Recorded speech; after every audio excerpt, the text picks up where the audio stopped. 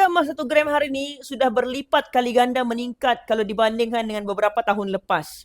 Dalam tempoh 22 tahun, harga emas memang naik sangat banyak. Sebagai bukti, sekitar tahun 2000, harga emas hanya lebih kurang RM30 untuk 1 gram macam ni. Sekarang, harga 1 gram sudah pun mencapai lebih RM700. Ini maksudnya apa? Dalam 22 tahun, harga emas telah naik lebih 2000% atau 20 kali ganda. Jadi betulkah harga emas hari ini mahal? Sebenarnya tidak, tuan-puan. Kalau kita tanya mak-mak atau nenek kita, pada zaman mereka pun harga RM30 segram dulu pun dianggap mahal emas ni. Hakikatnya, emas sentiasa dianggap barang mahal dan mewah, tidak kira zaman bila sekalipun.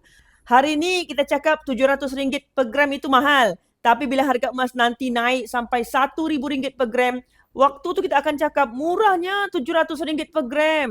Kalau tuan-tuan rasa susah untuk mulakan sebab 1 gram ni harga dia 700 lebih, tak perlu risau. Tuan-tuan boleh mulakan sebenarnya RM100 melalui akaun emas Gap di Public Gold. Menabung sikit-sikit nanti boleh keluarkan item-item macam ni.